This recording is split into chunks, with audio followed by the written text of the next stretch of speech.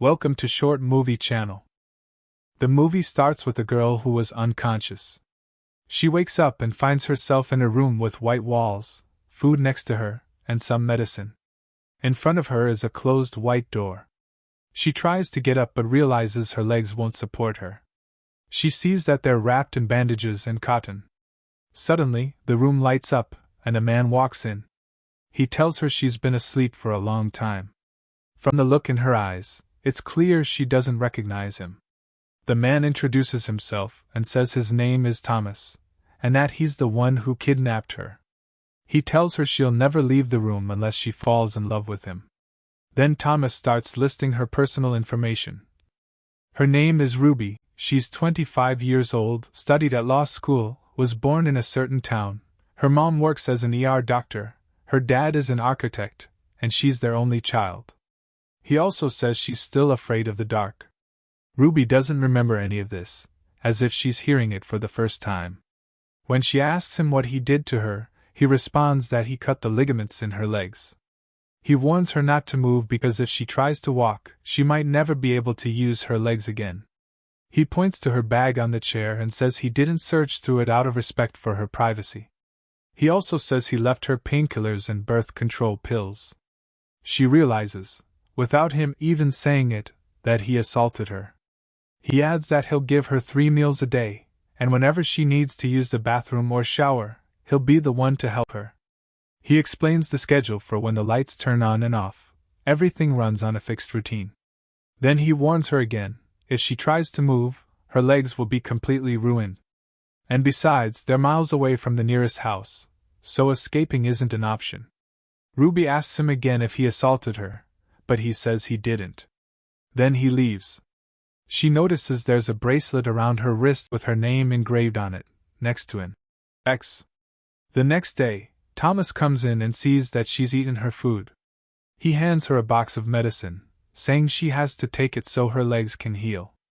Ruby calls out to him, asking why he's doing all of this. He just leaves without answering. The lights in the room turn red, signaling it's time to sleep. He knows she's afraid of the dark. He comes into the room and finds her sleeping while sitting up, so he gently lays her down on her side. The next day, Thomas brings her food again. He finds her sleeping, so he knocks on the wall and says, "Breakfast is ready." As soon as he leaves, Ruby gets up. We realize she was pretending to sleep. She begins searching through her bag for anything that might help her. She pulls everything out, finds her ID, and sees it matches the personal info Thomas gave her. She also finds a mirror and looks at herself to make sure it's really her on the ID. Suddenly, she sees Thomas's shadow approaching.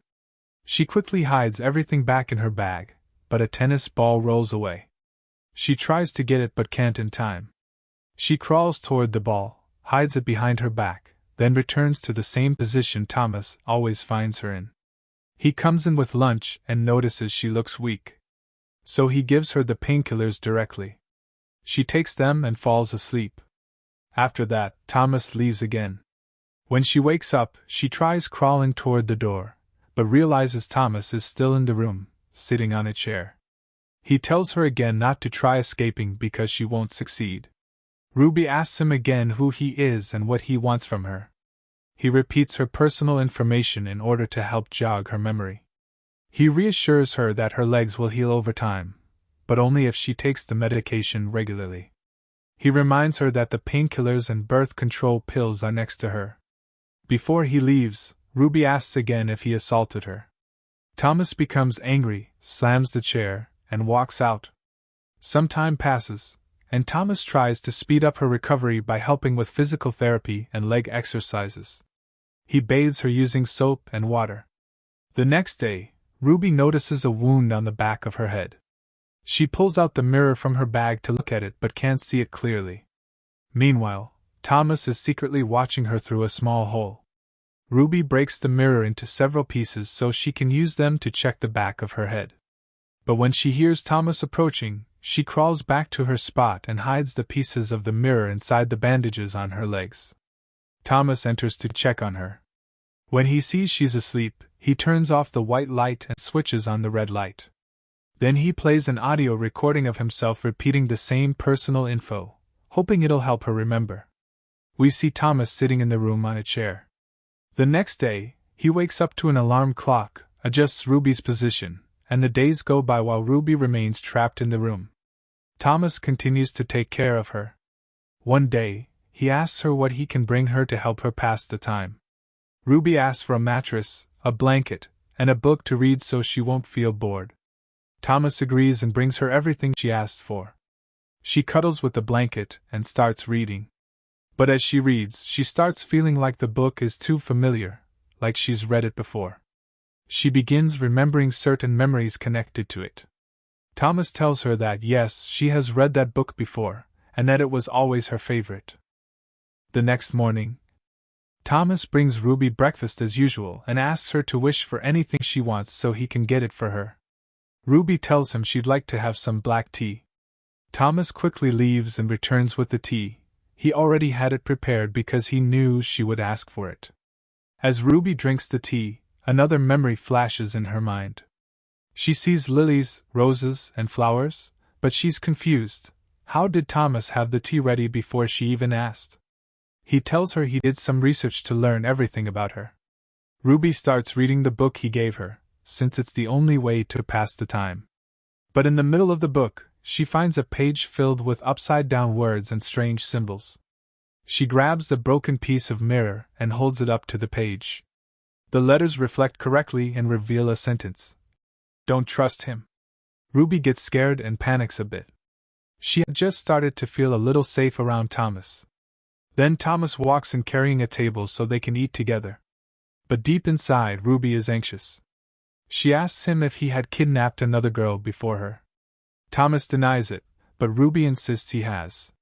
He loses his temper, slams his hand on the table, and accidentally hurts himself. He reassures her again that she's the only one he's ever brought there. Ruby feels a bit sorry for him and grabs his injured hand. Thomas starts crying in front of her and says, "No girl has ever been here before you. And after you, no one else will come." Later, Ruby discovers that the bandages around her legs are fake. She doesn't have any wounds or torn ligaments like Thomas claimed. She starts trying to walk again and manages to reach the door. As she grabs the doorknob, another memory hits her. She remembers trying to escape before, but someone stopped her.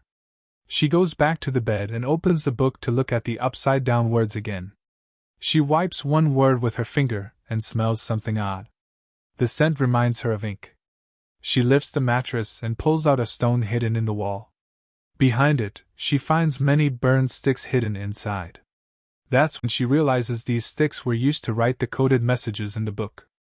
She wrote them herself, in code, just in case Thomas ever found the book. One evening, as they're having dinner, Ruby asks Thomas for candles to set a romantic mood. He brings her candles and a box of matches. He lights the candle and leaves the used matchstick on the table. Ruby wants to grab it. Thomas then tells her they should start fresh and build a life together. He holds her hand, but she pulls away, grabs the matchstick, pretends to cough, and hides it from him. He gives her a new book to read. Ruby starts using the burned matchstick to write down all the memories coming back and her impressions of Thomas. She documents everything in detail. During this time, Ruby exercises daily to strengthen her legs and practice walking and running. When Thomas is around, she pretends she still can't walk properly. She starts pretending that she's getting used to life there. One day, while exercising, she hears Thomas coming, so she quickly sits on the mattress, picks up the book, and acts like she's reading again. That day, when she eats the food Thomas made, she has another flashback. She remembers eating that same meal with him at a restaurant before. That night, he asked her to close her eyes and put a necklace around her neck. She tells Thomas about that memory, and he tells her they were celebrating their love anniversary. Ruby picks up drawing again when Thomas gives her colored paper and pencils to help her pass the time. One day, Thomas falls asleep on her mattress with a pen in his hand. It drops to the floor, and she realizes he's asleep. She tries to sneak to the door and open it, but he wakes up and says, "By the way, it's really cold outside, you'll need a jacket." Ruby plays it off like she was going to grab the tennis balls by the door and returns to bed. Later that night, Thomas comes in, pulls the blanket over her, and gently touches her cheek. Another memory surfaces. Thomas had been in her room before, but the details are blurry. The next night, Thomas plays romantic music, and they start dancing. This triggers another memory. She remembers them dancing in the same place before. Thomas expresses his love for her, and Ruby smiles and says, "So we really were in love?" Thomas smiles back and says, "You're starting to believe me." Ruby begins to connect with him more, growing closer. But suddenly she bursts into tears and says, "If we loved each other, how did it all come to this?" Thomas starts to explain everything. He tells her that what happened was a long time ago. One night she had a date with a guy named Mac at a bar. Thomas had been planning to meet her there, but couldn't find any available rides, so he called her to cancel. She didn't pick up. She went back to her place with Mac. Mac followed her into her bedroom and tried to take advantage of her while she was drunk. When she fought him off, he hit her and assaulted her. One of Thomas's friends ended up dropping him off at her place. When Thomas arrived, the front door was open. He went inside and found Mac attacking her, so he killed him. He took Ruby in his friend's car to his place, trying to help her recover. But when she woke up, she didn't remember anything, not even who she was. She had completely lost her memory. His friend wanted to call an ambulance, but Thomas refused and said he would take care of her himself. He had his friend drive them far away. They took a boat to an isolated island, and Thomas threw her phone in the water so no one could find her. He took her to an old farmhouse and locked her inside, not out of cruelty, but because he was scared for her. Without her memory, she wouldn't know how to deal with the world. Every day she asked him, "Who are you?" even when he showed her their pictures together. At the end of his story, Thomas is happy because he thinks he's cured her. Ruby cries tears of joy. But one night, Ruby wakes up, grabs the broken mirror piece, and stabs Thomas to death. She realized that even though he loved her, his love was twisted and dangerous. It destroyed her life. She had to kill him to get her freedom. True freedom always comes at a heavy price. Finally, she escapes, breathes in the fresh air, and sees nature, the sky, the sea, the birds, things she hadn't seen in so long. She runs to the boat, pushes it into the water, and manages to get in. Just as she escapes, she faints. When she wakes up, she finds herself in a hospital bed. A doctor sits beside her and reassures her that she'll be able to live a normal life again. And that's where the movie ends. If you like the movie, give us a thumbs up and share your thoughts in the comments.